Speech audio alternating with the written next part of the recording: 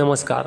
Railway protection force म्हणजेच RPFची answer sheet या ठिकाणी उपलब्ध झालेली आहे आणि ही आन्सर शीट तुम्ही तुमच्या लॉग इनमध्ये जाऊन बघू शकता. तर ती कशी बघायची हे आपण आज बघणार आहे.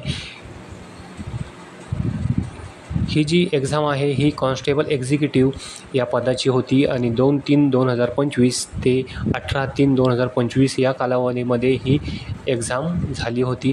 तर या ठिकाणी लिंक 6 वाजताच ॲक्टिवेट झालेली आहे आणि तुम्ही 24/3/2025 ते 29/3/2025 पर्यंत आन्सर शीट बघू शकता आणि जर एखाद्या क्वेश्चनबाबत तुम्हाला ऑब्जेक्शन असेल तर ते ऑब्जेक्शनही नोंदवू शकता. या ठिकाणी खाली त्याचं सविस्तर टाईम टेबल या ठिकाणी दिलेलं आहे. Viewing of question paper, response key and raising of objection against the question.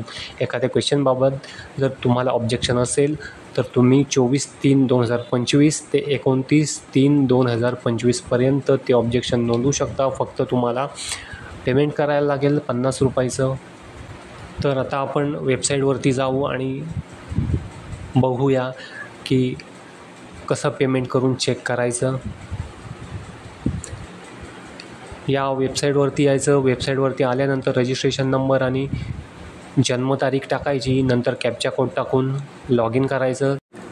Log in केल्यानंतर याप्रमाणे समोर पेज दिसेल. या ठिकाणी आपल्याला जायचं आहे. कॅन्डिडेट रिस्पॉन्सवर क्लिक करायचं. क्लिक केल्यानंतर खाली एक नोट लिहिलेली आहे, to download your response sheet.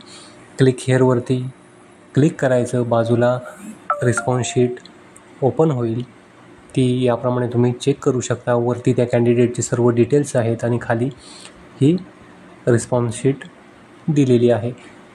Choose ऑप्शनमध्ये कॅन्डिडेटनं जो पर्याय निवडला होता तो दिलेला आहे आणि ओरिजिनल आन्सर त्या प्रश्नाच्याच खाली या ठिकाणी दिलेलं आहे. याप्रमाणे तुम्ही आन्सर शीट ही चेक करू शकता. त्याच्यानंतर आहे ऑब्जेक्शन असेल तर तुम्ही ऑब्जेक्शनही नोंदवू शकता. परत यायचं होमपेजवरती. होमपेजवर या ठिकाणी ऑब्जेक्शन आहे त्याच्यावरती क्लिक करायचं. क्लिक केल्यानंतर बाजूला विंडो ओपन होईल. इथे तुमचे सर्व डिटेल्स आलेले आहेत. एक्झामची तारीख, शिफ्ट, नंबर ऑफ ऑब्जेक्शन किती आहे ते सिलेक्ट करायचं. नंतर कुठल्या प्रश्नाला ऑब्जेक्शन आहे तो क्वेश्चन ID सिलेक्ट करायचा. नंतर लँग्वेज तुमची कुठली होती ती सिलेक्ट करायची. त्याच्यानंतर नेचर ऑफ ऑब्जेक्शन ह्या लिस्टमधून योग्य जे असेल ते सिलेक्ट करायचं. नंतर आहे do you want to add remark करायचं असेल तर येस करायचं. नंतर सपोर्टिंग डॉक्युमेंट काही असतील तर अपलोड करायची. या ठिकाणी ₹50 पेमेंट करायचं आहे. सबमिट करायचं आणि पेमेंट करायचं.